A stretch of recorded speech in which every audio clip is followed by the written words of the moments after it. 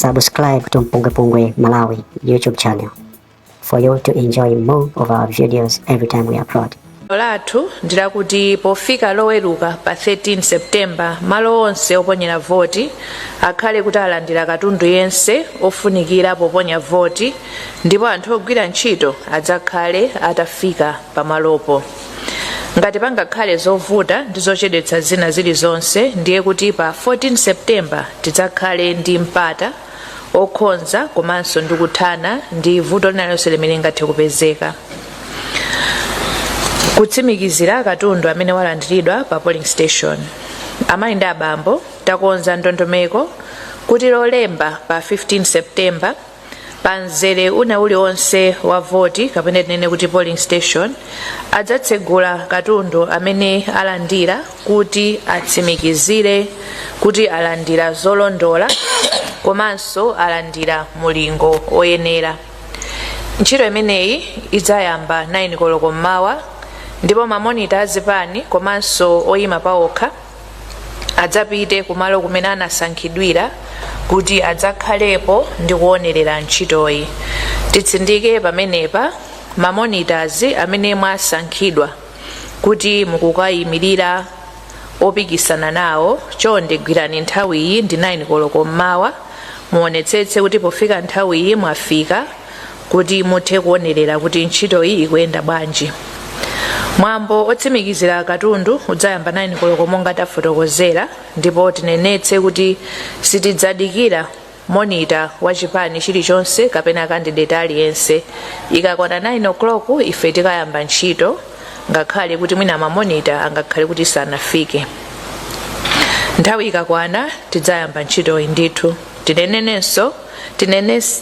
Tinenenso kuti oyenera kubwera ndi mamonita okha ndi osati atsogoleri ndi adindo achipani.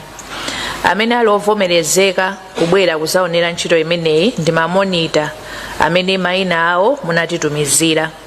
Atsogoleri azipani kaya ndino a Secretary General kaya udindo una uliwonse simulovomerezeka kuti mudzakhale pamalopa. Chonde tiyeni titsatire ndondomeko imeneyi kuti tidzakhale ndi ntchito yopambana. Maphunziro a anthu ogwira ntchito pa polling station. Amayi ndi abambo tikamaliza ntchito yotsimikizira katundu amene walandiridwa pa malo aliwonse oponyera voti tidzayamba ntchito yophunzitsa anthu amene adzagwire ntchito mothandizira presiding officer pa mzere uliwonse. Maphunziro amenewa adzapangitse ndi presiding officer yemwe ali ndi ukadaulo oyenereka. Mongofuna kuthandizirako bungwe loyendetsa zisankho lidzalola mamonita azipani ndi opikisana moyima paokha kukhala nawo ndi kuonerera maphunziro amenewa. Azipani tikukumbutseninso kuti mamonita onse azipani zanu kapena opikisana nawo ndi amene adzabwere. Koma kubwera kumeneku adzazisamalira okha kumbali ya mayendedwe ndi zakudya. Chonde ma Secretary General komanso adindo kuzipani komanso adindo ayiwo opikisana nawo chonde asamalireni mamonitors anu moyenerera, apatseni mayendedwe komanso chakudya kunja kukutentha kufunika madzi okumwa, atumizeni ndi zoyenerera. Kuvotera malo ena kwa anthu amene adzakhala kugwira ntchito ya chisankho.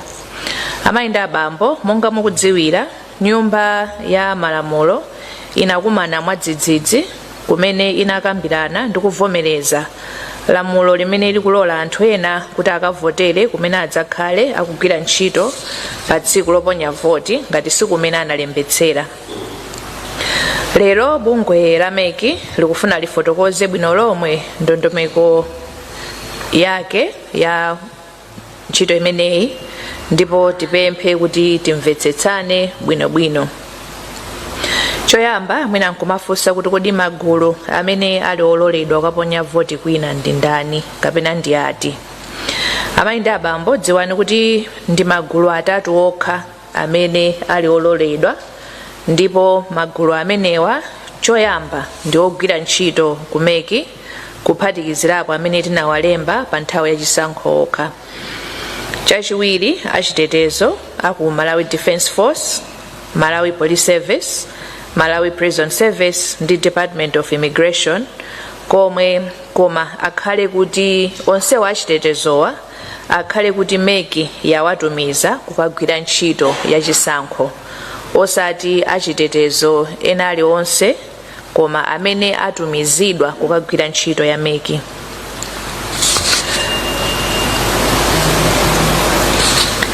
Achitetezo amene angapezeke akugwira ntchito pa tsiku limeneli koma sanatumidwe ndi meki, monga tiyerekeze kuti akuperekeza adindo kukavota, amenewa sangaphatikizidwe nawo pa ndondomeko zathu, ndipo iwowa sakuloledwa kukaponya voti kumalo kumene iwowo sanalembetsere. Kwa adindo komanso tonse amene tili ndi achitetezo amene timayenda nawo, tiyeni tikhazikitse ndondomeko zokuti iwowa athe kukaponyera voti kumalo kumene analembetsera. Chonde tisapezeke tikulandira pempho tsiku loponya voti kuti wachitetezo wanga muloleni kuti aponye voti, izi ndizosaloledwa. Chachitatu, gulu lachitatu lovomerezedwa ndi mamonita azipani amene mayina awo anaperekedwa kuti akagwira ntchito pa tsiku loponya voti pa polling station, kapena pa constituency tale center, kapena pa district tale center. Apa tinenetse kuti meki ilibe dongosolo lovomerezera mamonita oyendayenda kumalo oponyera voti. Kulibe mpata wokuti pali monita ongoyendayenda. There is no provision for roving monitors.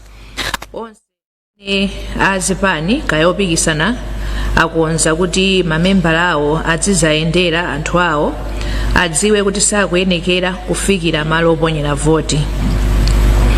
Ngati akufuna kuyankhula ndi mamonita awo akhale pa mtunda wa 100 meters kuchokera pa malo oponyera voti, ndipo amuyitane monita wawo kuti akakambirane naye kumeneko. Ndiye mwina mwabwera kuti mukufuna mupereke chakudya kwa mamonita anu, chonde onetsetsani kuti izizi zichitike radius ya 100 meters kuchokera pa malo oponyera voti. Simuli ololedwa kulowa mkati mwa polling station kupitirira 100 meters. Amayinda abambo, titsindikenso kuti ngakhale magulu amenewa akuloledwa kuponyera voti kumene akugwira ntchito, akuyenekera kuti analembetsa mkaundula wa voti. Ngati sanalembetse, sangaloledwe kutenga chilolezo choponyera voti kumalo kwina. Ndiponso dziwani kuti kuyeserera kufuna kuponya voti pamene simunalembetse ndi mulandu, ndiye chonde tisachite moyeserera. Tifotokoze tsopano kuti kodi chilolezo chimenechi ndi chikatengeredwa kuti. Amayinda abambo, anthu onse amene akufuna kutenga chilolezo akuyenera kupita kwa constituency returning officer akudera limene adzagwireko ntchito pa tsiku loponya voti. Apapa timvetsetsane bwinobwino, chilolezo chikukatengedwa ku constituency kumene mukukagwirako ntchito pa tsiku loponya voti, osati kumene munalembetsera voti. Mamonita pa district tale center akatenga kwa district commissioner kapena chief executive officer wa konsolo imeneyo. Masiku opemphera chilolezo. Amayinda abambo, anthu onse amene akagwira ntchito yachisankho motumidwa ndi meki kuphatikizirapo achitetezo ndi mamonita akuyenekera kukatenga chilolezo kuyambira mawa pa 12 September mpaka lolemba pa 15 September. Ndibwerenze masiku amenewa. Nthawi masiku ovomerezeka kukatenga chilolezo ndikuyambira mawa pa 12 mpaka lolemba pa 15. Nthawi yotseka kutenga chilolezo pa tsiku lotsiriza pa 15 September idzakhala 6 o'clock madzulo. Ikangodutsa nthawi imeneyo palibe amene adzaloledwe kutenga chilolezo chokavotera kwina. Chonde tisadikire mpaka na last minute, tiyeni tipange zinthu mu nthawi yake kuti tisapezeke kuti nthawi yatithera. Komanso dziwani kuti palibe amene adzaloledwe kutenga chilolezo pa tsiku loponya voti ngakhale tisanayambe kuponya voti. Aliyense atengeretu tsiku lisanafike. nthawi yoponyera voti. Amayi ndi abambo, anthu onse amene akuponya voti kwina osati kumene analembetsera akuyenera kudzaponya voti 6 koloko mmawa. Paja kuponya voti tikayamba 6 koloko zikutanthauza kuti gulu limeneli ndi limene lidzaponye voti koyambirira. Monga mwa dongosolo, mamonita ogwira ntchito yachisankho komanso achitetezo amaponya voti koyambirira tikangotsegula ndi cholinga chakuti adzipitirira kugwira ntchito zawo pa tsikuli. Choncho sitikuyembekezera munthu woponya voti kwina pogwiritsa ntchito chilolezo kuti adzabwere mochedwa. Akuyenekera kukhala pamalo a ntchito mu nthawi yake. Tiyeni tidzachite machawi ikamati 6 koloko tiponye voti yathu kuti tingathe kugwira ntchito zina. Umboni popempha chilolezo chovotera kwina. Amayi ndi abambo, popita kukatenga chilolezo choponyera voti kwina, aliyense akuyenera kutenga chiphaso chawo cha voti ngati umboni wakuti analembetsa mkaundula wa voti, komanso akuyenera kutenga chiphaso chawo cha unzika ngati umboni owazindikira iwowo. Ngati sabwera ndi umboni, iwowa sakaloledwa kutenga kalata ya chilolezo chokaponyera voti kumalo kwina. Dziwaninso kuti chilolezo chikuyenera kutengedwa kamodzi basi ndipo simungapite kukasinthanso. Choncho pamene mukupita kukatenga chilolezo khalani otsimikizika ndi cholinga chakuti pasakhale ndipo sizingatheke kusintha kupita malo ena. Umboni poponya voti. Dziwani kuti pa tsiku loponya voti anthu onse amene akuyenera kuponya voti pogwiritsa chilolezo chovotera kwina adzatsimikizidwa monga wina aliyense amene akubwera kapena wabwera kudzaponya voti. Iwowa adzaonetse chiphaso chawo cha unzika komanso adzaonetse kalata imene adzakhale apatsidwa ngati chilolezo chokaponyera voti kumalo kwina. Mwina nkufunsa kuti kodi anthu amenewa akavota zisankho zingati. Amayi ndi abambo, wina aliyense akuyenera kukaponya voti pa zisankho zonse zitatu: cha presidenti, aphungu a nyumba ya malamulo komanso makhansala. Onse amene akavote pogwiritsa ntchito chilolezo akuyenera kukaponya nawo voti pa zisankho zonse zitatu, angakhale kuti iwowo samakhala kumalo kumenekoko. Chonde tikumbutsane ndipo titsindike kuti ndi ufulu ndi udindo wanu kusankha pa zisankho zonse zitatu. Chonde musakasiye pena posachonga opopanda kuchonga. Kuponya voti kwa asilikali ndi apolisi. Amayi ndi abambo, komishoni ifuna ilankhulepo pa nkhani zabodza zimene ena akufalitsa pa Facebook ndi pa masamba amchezo kuti apolisi ndi agulu ankhondo aponya kale voti. Izi ndi zabodza zenizeni ndipo tipemphe aliyense asazikhulupirire. Tibwerenze pamenepa ndi zabodza kuti anzathu apolisi komanso achitetezo aponya kale voti. Aliyense adzaponya voti yake pa 16 Septemba. Monga mmene takhala tikufotokozerera, asilikali ndi apolisi amene tidzawatumize kukagwira ntchito adzaponya voti kumene atumizidwapo, ndipo ena onse akaponya voti kumalo kumene analembetsa. Komanso chakuti mudziwe ndi chakuti poponya voti pamakhala mamonita azipani ndi opikisana, sizingatheke kuponyetsa voti mwachinsinsi. Lathu ndi pempho makamaka kwa onse amene amatchuka pa masamba amchezo, to all influencers. Timayembekezera kuti mukhala anthu achitsanzo chabwino osati otsogolera kufalitsa nkhani zabodza. Aliyense ali ndi udindo othandizira kuti chisankho chathu chiyende bwino popewa kufalitsa nkhani zabodza. Tifotokoze tsopano za kuyimitsidwa kwa zisankho m'madera awa. Amayi ndi abambo, takhala tinafotokozerapo kuti bungwe la chisankho layimitsa ndondomeko za zisankho m'madera mwina chifukwa chokuti amene amafuna kupikisana kumeneko anatisiya. Ndemowonjezera manotisi tinapereka aja, tifotokozerenso kuti zisankho zayimitsidwa ku madera awiri awa motere. Choyamba ku Chilunga Ward, Zomba City North Constituency, potsatira imfa ya bambo Abrams Eliams Nyondo omwe amayimira chipani cha Liberation for Economic Freedom pa chisankho cha kansala. Komanso kuja ku Blantyre West Constituency chifukwa cha imfa ya bambo Isaac Chisala omwe amayimira chipani cha Malawi Congress pa chisankho cha phungu. Potsatira imfa zimenezi, chisankho cha kansala chayimitsidwa ku Chilunga Ward komanso cha phungu wa nyumba ya malamulo. Komabe chisankho cha phungu wa nyumba ya malamulo ndi cha president chichitikabe.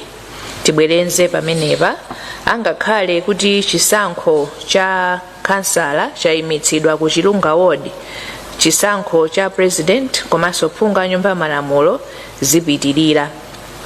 Chonde anthu akumeneku tisanene kuti poti chisankho cha kansala chayimitsidwa ndiye basi sindipita iya tisatero, chifukwa chisankho cha president komanso phungu wa nyumba ya malamulo chikupitirira.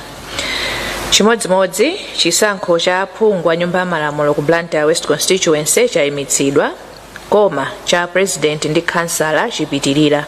Choncho anthu onse akupemphedwa kuti adzatuluke mwaunyinji kukaponya voti. Tikambeko tsopano za chigamulo cha bwalo la High Court. Timafuna tidziwitse kuti bungwe la MEC ladziwitsidwa kuti bwalo la High Court latulutsa chigamulo cha mulandu omwe zipani za Democratic Progressive Party, UTM Party kuphatikizapo ena angapo anatengera bungwe la MEC ku bwalo la milandu.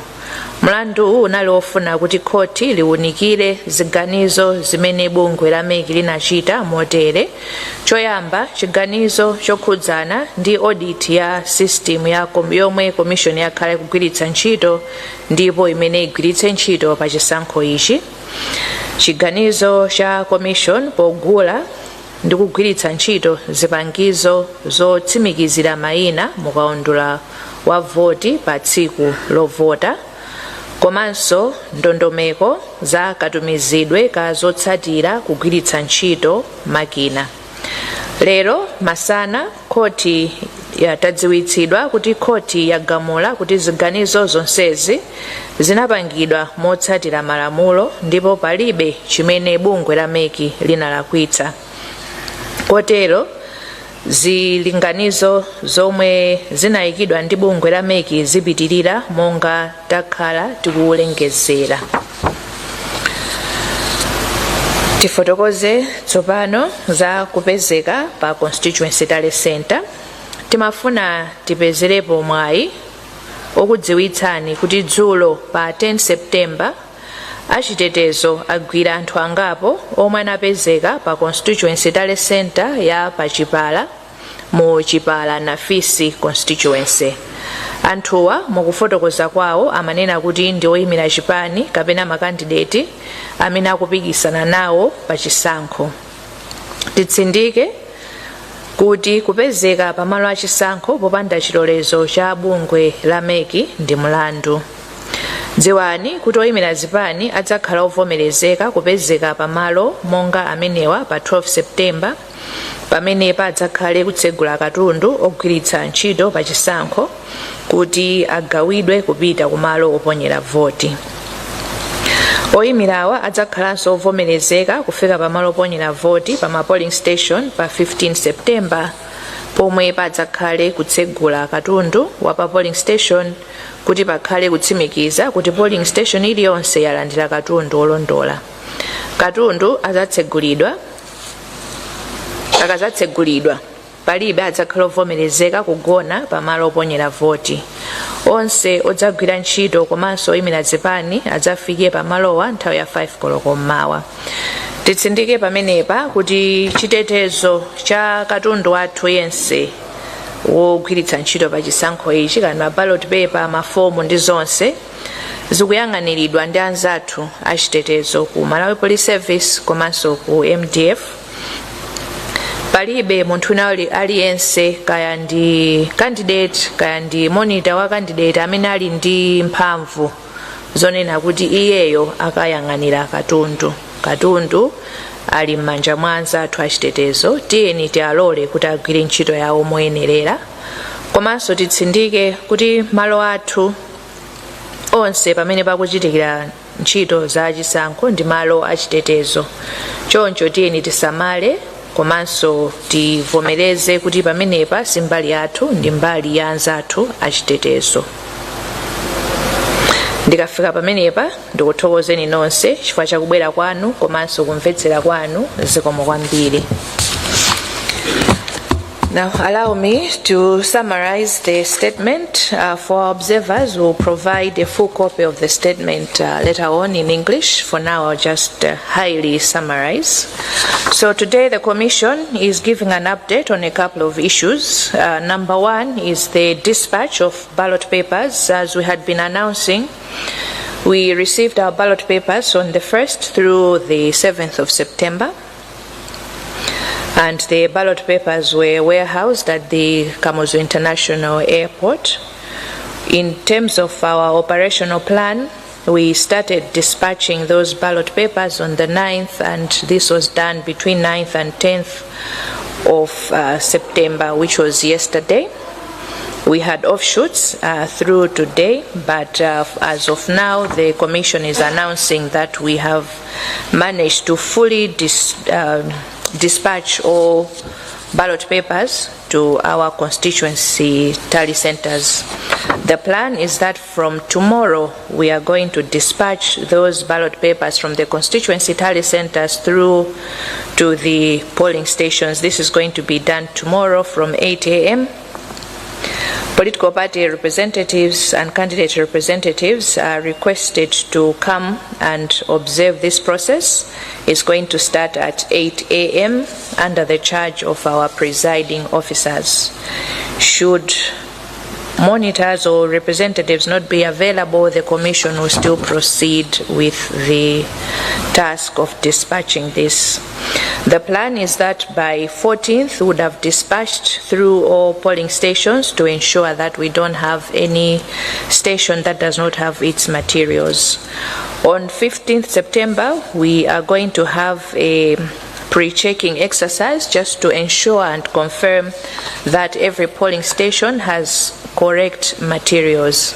This work is going to start at 9 a.m. and again, political party representatives and candidate representatives are reminded to come forward and observe these processes. On the same 15th, after we finish the pre-checking, we're going to have a training for polling staff. This is going to be done by presiding officers who have been trained accordingly as master trainers. The Commission is also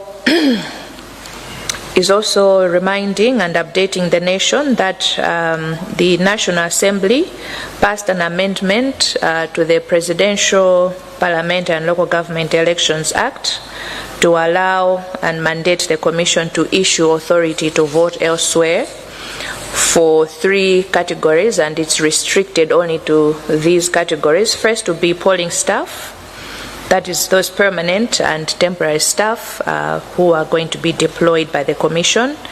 Security officers from the Malawi Defense Force, Malawi Police Service, Malawi Prison Service and Department of Immigration.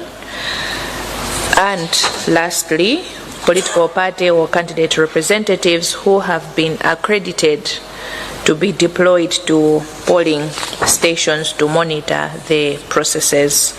The Commission is highlighting the processes for obtaining the authority thereof. And also the Commission is clarifying there was an issue that came on Facebook that Malawi Police Service officers and MDF officers had already voted in advance. This is fake news, and the Commission is requesting all Malawians to desist from spreading fake news and misinformation and disinformation, and to all ensure that we are responsible in the manner that we are sharing news, and definitely not to peddle fake news. We are also updating the nation that there have been 2 deaths, one in Chilunga ward, where a candidate for the candidate Abraham's Eliams Nyondo, under the sponsorship of Liberation for Economic Freedom Party, under the local government elections passed on, and Michael Isaac Chisala, Blantyre West constituency, also passed on. In terms and in compliance with the law, the elections in these 2, in the ward and in the constituency, have been suspended, and there will be by-elections in due course. The Commission is also updating the nation of the outcome of the judicial review case that was filed by the DPP, as in Democratic Progressive Party and UTM, and others, that was filed against the Commission in terms of 3 decisions that were made by the Commission. Number 1, the decision of the Commission rejecting the demand for an audit of its EMS. Secondly, the decision to use biometric voter verification during polling, and also the decision to have hybrid transmission of results, including electronic transmission of results. The High Court has dismissed the claimant's case and found that the Commission was not in the wrong in all the 3 decisions that have been made. Following the decision of the High Court, the Commission will be deploying biometric voter verification on polling day.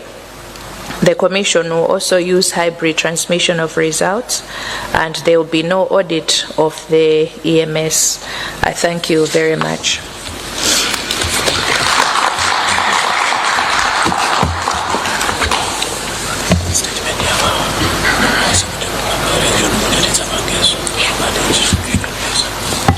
Thank you so much, Honorable Chairperson. We will now proceed into questions. We will give an opportunity to colleagues in the media to come forward, and if they have got anything to ask, they will ask now. Anzanga Rankani ndikupase nimpata kuti mufuse muso mafuso pa zimene akamba apampanda Amalawi Electoral Commission. Ndingati mufuna ndikupase nimpata mukweze dzanja. Ndikupemphani kuti mubwere patsogolo apa.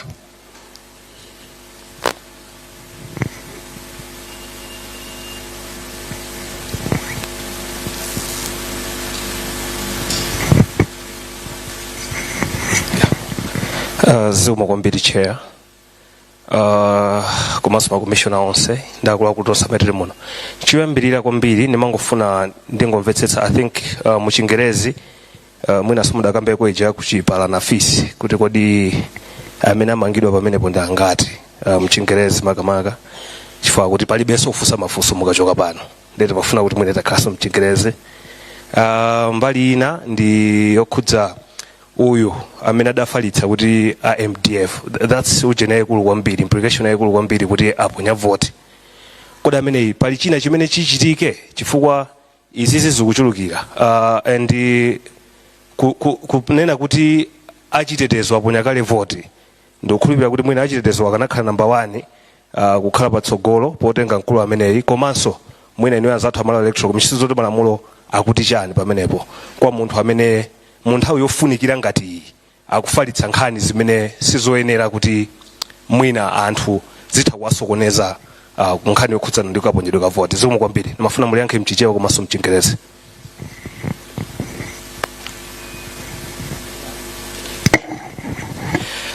Zikomo kwambiri, ine ndi Robert Mbedewa kuchokera ku Wide Summit.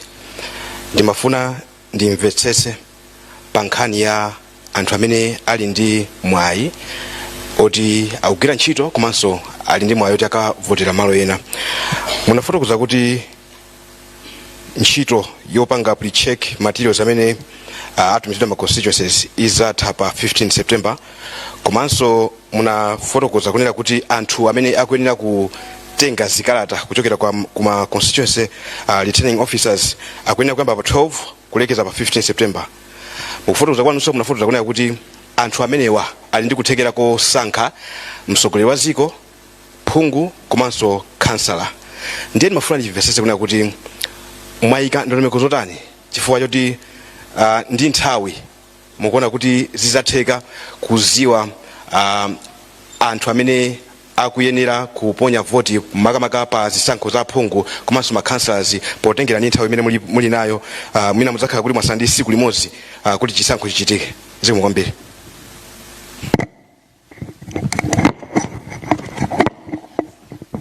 Ndine Kenford Ndima wa Zodiac, ndine mafunso awiri. Ndimafuna kufunsa nkhani yomweyinso yokhudza anthu amene muwalole kukaponyera malo ena voti.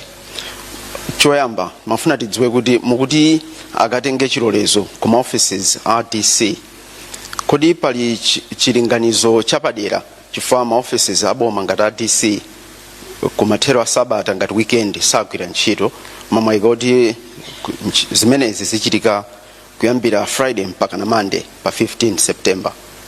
Funso lina ndimafuna ngodziwa kuti anthu amene wamwena estimation kuti alipo magulu atatu achitetezo, polling staff ni ma monitors. Poyamba meki inafotokoza kuti anthu amene anali oti atopangidwa bawo saponya vote anali around 80,000. Kodi pano magulu amenewa ndotino alipo angati? Ngati ma observers ali safe kunkhani ya mafuta kumbali ya transport. Thank you so much.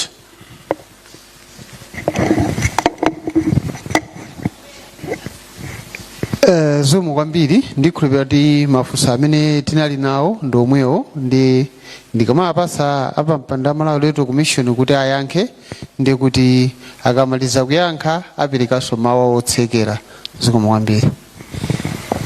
Zikomo kwambiri Sangwani komanso onse chifukwa cha mafunso amene abwera. Ndiyambe ndi Mr. Emmanuel Chikonso from MBC. The incident at Chipala involved 2 individuals, and those are the ones that are in custody presently. What will happen to the individual who posted the very fake news on Facebook? Let's just say the law will take its course. We have our cyber laws in place that regulate that space, and the law will take its course accordingly. Robert Mbetewa from MIJ, Authority to Vote Elsewhere. We have a protocol in place, we have guidelines in place that the Commission has developed following the amendment of the law.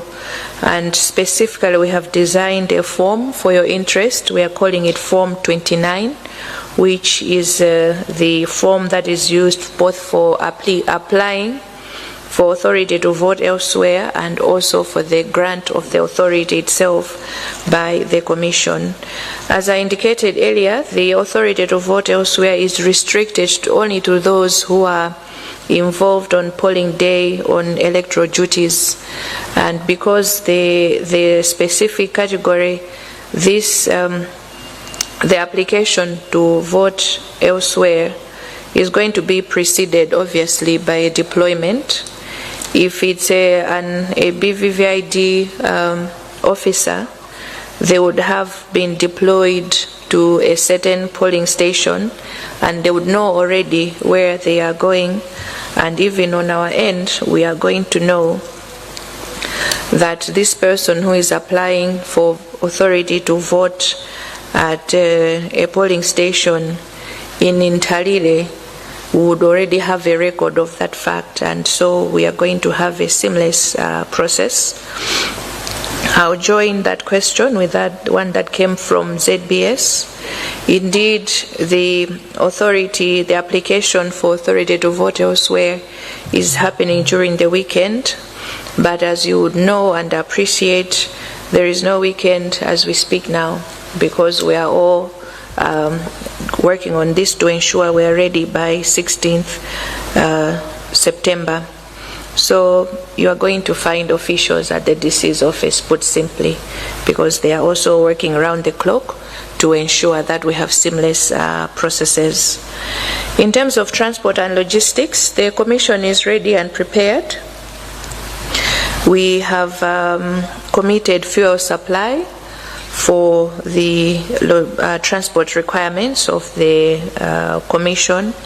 That is starting with the dispatch of ballot papers through to constituency tally centers. As you have seen, we have not reported that we had challenges with fuel. We were able to fuel all the trucks, that 229 trucks to be exact, that went to the constituencies, and we also have supply of fuel to facilitate the dispatch of the ballot papers and other materials from the constituency tally centers through to the polling stations. Not only to dispatch, but we also have committed supply for retrieval. As you would appreciate, we need to dispatch the materials and we need also to retrieve them back to the National Tally Center after polling, counting and tallying of the results. The Commission, as you would appreciate, is not in charge of matters fuel and energy. There is an independent body that is responsible for that, so we cannot speak beyond electoral activities. And also the Commission is only in charge of its activities. The observer missions that are here, courtesy of invitation of the Commission and the Malawi government, but beyond that they are in full control of their programming and their logistics and everything else. So the Commission is not competent to speak about their logistical arrangements. That will be overstepping on the part of the Commission. Thank you very much. Okay, as I close, on behalf of the Commission, allow me once again to express our gratitude to all of you for coming to this press briefing.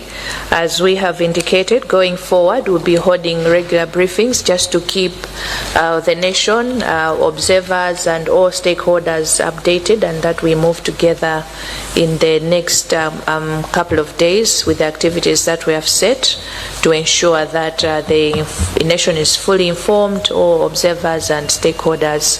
We are moving on the same page to ensure we have seamless processes and we are all able to have credible elections on the 16th. We continue to implore and encourage and urge our candidates, as you wind up your campaign activities, let's do that in a peaceful manner. Let's not incite violence. We only have one Malawi. Let's preserve it. We have this far had a very conducive and peaceful environment, and it would do us well to ensure that we maintain that, not only through to the 14th at 6 a.m. when we close, officially close the campaign, but also through to 16th when we have polling, and in the aftermath as we count and tally and also determine the results. I thank you once again on behalf of the Commission. Have a good evening. Subscribe to MPUNGWE-PUNGWE Malawi YouTube channel for you to enjoy more of our videos every time we upload. We love you all.